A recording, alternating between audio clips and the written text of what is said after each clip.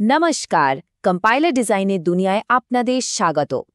আজ আমরা একটা দারুণ ইন্টারেস্টিং টপিক নিয়ে কথা বলবো, সিনট্যাক্স ডাইরেক্টেড ট্রান্সলেশন। নামটা শুনে একটু কঠিন মনে হলেও চলুন এটাকে একদম সহজ করে বোঝা যাক। আচ্ছা, কখনো ভেবে দেখেছেন আমরা যে বাংলায় কথা বলি তার একটা বাক্যের সাথে এক লাইন কম্পিউটার কোডের আসল তফাৎটা কোথায়? দেখুন, দুটোরই কিন্তু একটা স্ট্রাকচার বা সিনট্যাক্স আছে, কিন্তু আসল খেলাটা হয় এর মানেটা নিয়ে, মানে সিম্যান্টিক্স নিয়ে। একটা কম্পিউটার কি করে শুধু ওপর গঠনটা না দেখে কোডের ভেতরের আসল উদ্দেশ্যটা ধরে ফেলে? আজ আমরা ঠিক এই রহস্যটাই ভেদ করব। তো আমাদের আজকের আলোচনার রোড ম্যাপটা একবার দেখে নিই। প্রথমে আমরা জানব কোডের অর্থ খোঁজার ব্যাপারটা, তারপর দেখব গ্রামারের সাথে অ্যাকশন কিভাবে জোড়া হয়, এরপর বুঝব ট্রিতে ডেটা কিভাবে এদিক ওদিক চায়, কাজ করার দুটো পদ্ধতি নিয়েও কথা বলবো, আর সবশেষে জানব এই সব কিছু আমাদের জানাটা কেন এত জরুরি। তাহলে চলুন শুরু করা যাক। দেখুন, একটা কম্পাইলারের কাজ কিন্তু শুধু কোডের ব্যাকরণ বা গ্রামার ঠিক আছে কিনা সেটা চেক করা নয়। তার চেয়েও বড় কাজ হলো কোডটা আসলে কি করতে চায় সেই মানেটা বোঝা। আর এই মানে বোঝার জার্নিটাই হলো সিনট্যাক্স ডাইরেক্টেড ট্রান্সলেশন। ব্যাপারটা না একটা রান্নার রেসিপির মতো করে ভাবা যেতে পারে। ধরুন, রেসিপি বইতে শুধু উপকরণ আর পরপর ধাপগুলো লেখা আছে, সেটা হলো গ্রামার। কিন্তু আসল রান্নাটা কখন হবে? যখন আপনি সবজি কাটবেন, মশলা মেশাবেন, গরম করবেন, এই অ্যাকশনগুলো নেবেন, তাই তো? এই কাজগুলোই হলো সিম্যান্টিক রুল। আর সবশেষে যে দারুণ ডিশটা তৈরি হলো, ওটাই আমাদের এক্সিকিউটেবল প্রোগ্রাম।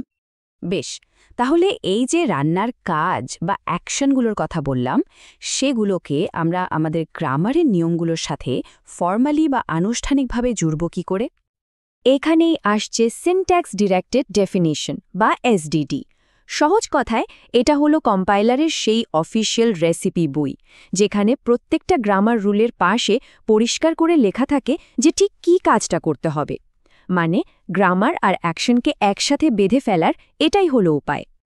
যখন কম্পাইলার আমাদের কোডটা পড়ে, ও মনে মনে একটা পার্স ট্রি বা সিনট্যাক্স ট্রি তৈরি করে ফেলে। এই ট্রিটা হলো একটা ব্লুপ্রিন্টের মতো। এই ব্লুপ্রিন্টের ওপর ভিত্তি করে সিম্যান্টিক অ্যাকশনগুলো কাজ করে। গাছের একদম পাতা থেকে শুরু করে মূল পর্যন্ত আস্তে আস্তে কোডের পুরো মানেটা তৈরি হতে থাকে। তাহলে মূল প্রশ্নটা কিন্তু একই থাকছে, কম্পাইলার ঠিক কোন পদ্ধতিতে একটা গ্রামার রুলের সাথে তার আসল অর্থটা জুড়ে দেয়। এবার চলুন দেখি, এই যে সিনট্যাক্স ট্রিটা তৈরি হলো, এর মধ্যে ইনফরমেশন বা ডেটা কিভাবে যাতায়াত করে। এই ডেটাগুলোই আসলে অ্যাট্রিবিউট হিসেবে নোটগুলোতে জমা থাকে। আচ্ছা, প্রথমে আসি সিনথেসাইজড অ্যাট্রিবিউটে। এটাকে না একদম একটা শপিংয়ের বিলের মতো করে ভাবা যেতে পারে। ধরুন, অনেকগুলো জিনিস কেনা হলো, তো প্রত্যেকটা জিনিসের দাম মানে চাইল্ড নোটগুলোর ভ্যালু যোগ হয়ে হয়ে একদম শেষে টোটাল বিলটা তৈরি হয়, তাই না? মানে প্যারেন্ট নোডের রেজাল্টটা আসে। তার মানে কি, ইনফরমেশনটা নিচ থেকে ওপরের দিকে যাচ্ছে, বটম আপ। আর অন্যদিকে আছে ইনহেরিটেড অ্যাট্রিবিউট। এটা অনেকটা পারিবারিক পদবি বা বংশের কোনো গুণের মতো, যা বাবা মায়ের মানে প্যারেন্ট নোডের থেকে সন্তানের মানে চাইল্ড নোডের কাছে আসে। তার মানে এখানে ইনফরমেশন ওপর থেকে নিচের দিকে বা কখনো কখনো পাশাপাশি প্রবাহিত হয়।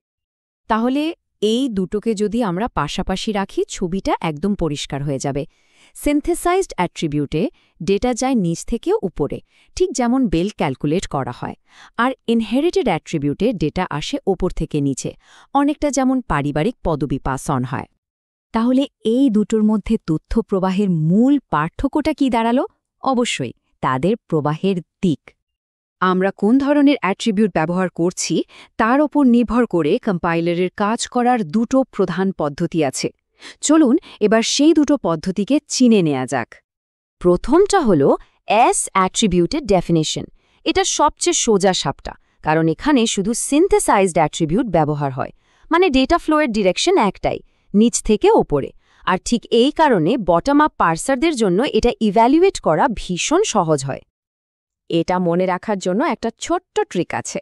এস মানে সোজা সিনথেসিস, সব কিছু নিচ থেকে ওপরে, ব্যাস। এরপর আসছে এল অ্যাট্রিবিউটেড ডেফিনিশন। এটা আরও বেশি ফ্লেক্সিবল, কারণ এখানে সিনথেসাইজড আর ইনহেরিটেড দুরকম অ্যাট্রিবিউটই ব্যবহার করা যায়। তবে এখানে একটা নিয়ম আছে। ইনহেরিটেড অ্যাট্রিবিউটের ভ্যালুটা আসতে হবে হয় প্যারেন্ট থেকে অথবা তার বাঁদিকের ভাইবোন বা সিবলিংদের থেকে। এল মানে লেফট টু রাইট, যাতে পার্সার একবারে বাঁদিক থেকে ডান দিকে যেতে যেতেই সব কাজ সেরে ফেলতে পারে।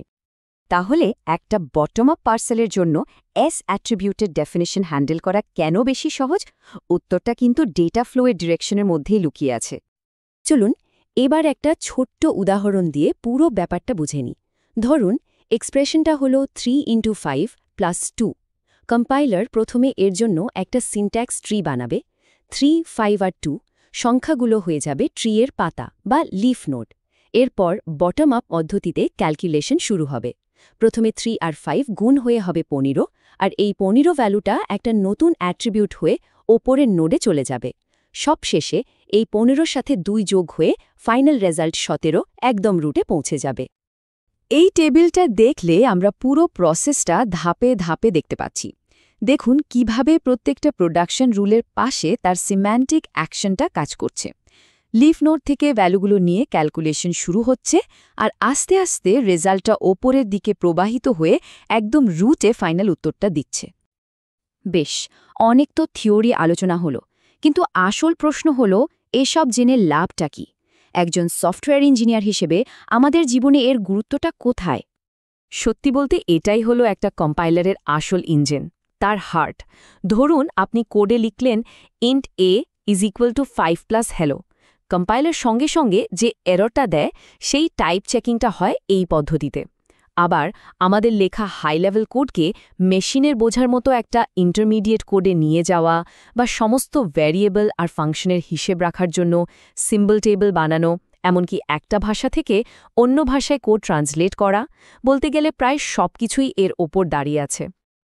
তাহলে আজকের আলোচনাটা যদি এক কথায় সারসংক্ষেপ করি, আমরা শিখলাম যে গ্রামার হলো একটা কোডের কঙ্কালের মতো, আর সিম্যান্টিক রুলস হলো তার প্রাণ। সিনথেসাইজড আর ইনহেরিটেড অ্যাট্রিবিউটের মাধ্যমে ইনফরমেশন সিনট্যাক্স ট্রিতে এদিক ওদিক যায়, আর কম্পাইলারকে টাইপ চেকিং এবং কোড জেনারেশনের মতো সুপার ইম্পর্ট্যান্ট কাজগুলো করতে সাহায্য করে। এই আইডিয়াটা কিন্তু শুধু কম্পাইলারের মধ্যেই আটকে নেই। একটু ভাবুন তো, ডেটাবেস কোয়েরি ল্যাঙ্গুয়েজ যেমন এসকিউএল বা ন্যাচারাল ল্যাঙ্গুয়েজ প্রসেসিং, এমনকি এআই, যেখানে কোনো ভাষাকে শুধু পড়া নয় বরং তার মানে বুঝে কাজ করতে হয়, সেখানেই কিন্তু এই সিনট্যাক্স ডাইরেক্টেড ট্রান্সলেশনের মূল নীতিগুলো কাজে লাগে। সুতরাং এটা শুধু একটা একাডেমিক টপিক নয়, এটা হলো ইন্টেলিজেন্স সিস্টেম তৈরি করার একটা ফান্ডামেন্টাল বিল্ডিং ব্লক।